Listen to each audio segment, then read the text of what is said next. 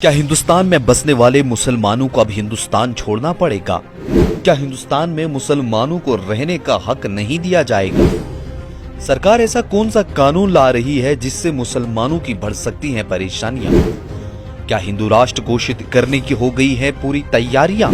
देखिए हमारी ये खास रिपोर्ट। आपको बता दें तो इन दिनों यूनिफॉर्म सिविल कोड की चर्चाएं बहुत तेज चल रही हैं। और ये यूनिफॉर्म सिविल कोड क्या है और इसे लाने की जरूरत क्या है?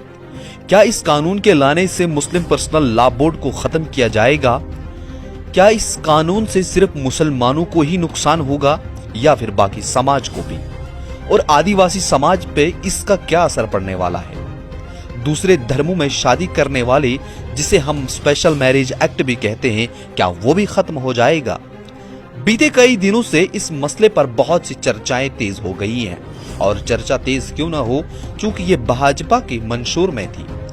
भाजपा के मंशूर में इससे पहले दो चीजें और भी थी: कश्मीर से दफा 370 को हटाना और राम मंदिर को बनवाना। वहां दोनों में अभी तक भाजपा कामयाब नजर आ रही है। और यहां से यह अंदेशा भी लग रहा है कि भाजपा का एजेंडा साफ है और वो यूनिफॉर्म सिविल कोड की जिस तरह तैयारियां कर रही थी, शायद किसी भी वक्त ये फैसला सुनाया जाएगा और हिंदुस्तान में यूनिफॉर्म सिविल कोड को लागू किया जाएगा। हाल ही में इसके लिए वजीर आजम नरेंद्र मोदी ने भी अपना बयान जारी किया था।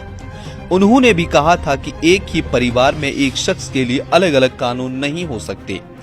सुप्रीम कोर्ट का हवाला देते हुए कहा कि कानून भी इस चीज की मांग कर रहा है, मगर कुछ लोग अपना वोट बैंक की खातिर इस चीज का गलत इस्तेमाल कर रहे हैं।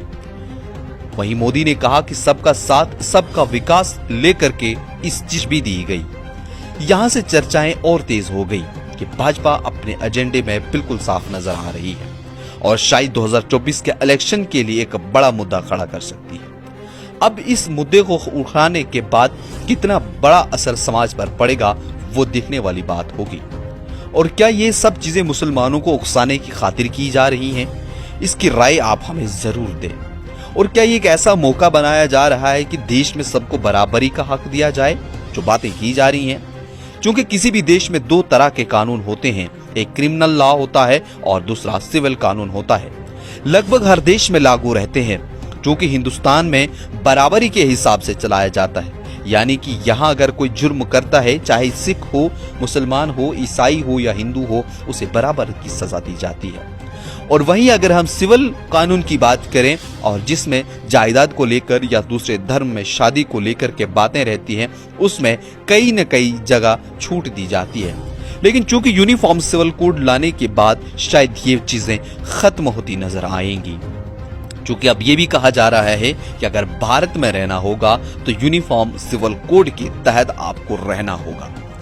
अब इसके अलावा एक और सर्वे भी हुआ है, जिससे ये पता चल रहा है कि तमिलनाडु और बिहार में लोग अपनी कजिन से शादियां कर रहे हैं, जिसका एक बहुत बड़ा आंकड़ा भी सामने आया है। और शायद ये कानून आने के बाद वो भी खत्म किया जाएगा। ऐसे में अगर जब यूनिफॉर्म सिविल कोड लागू होगा तो मुसलमान भी अपनी कजिन से शादी नहीं कर सकते, क्योंकि उन्हें अपना इस्लाम इस चीज के लिए इजाजत देता है। और यूनिफॉर्म सिविल कोड आने के बाद शादियों की उम्र मुकर्रर हो जाएगी, क्योंकि अलग अलग समाज में इस समय कम उम्र में भी बच्चियों को या बच्चों को शादी कर दी जाती है। और वैसे अगर ये कोड लागू होता है तो इसमें भी और चीजें नामजद की जाएंगी। शादी के बाद औरतों के क्या हकूक रहेंगे, क्या इख्तियारात रहेंगे, तलाक याफ्ता औरत को क्या हक दिए जाएंगे और वो किस तरह रहेगी, बच्चे को अगर गोद लेना होगा तो उसका तरीका क्या होगा।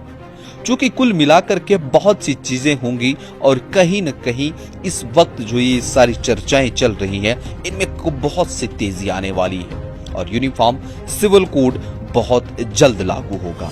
ऐसे में हमने आप तक एक खबर पहुंचाई। आपको क्या लग रहा है, क्या देश में ये यूनिफॉर्म सिविल कोड लागू होना चाहिए या नहीं? कमेंट बॉक्स में जरूर राय दें।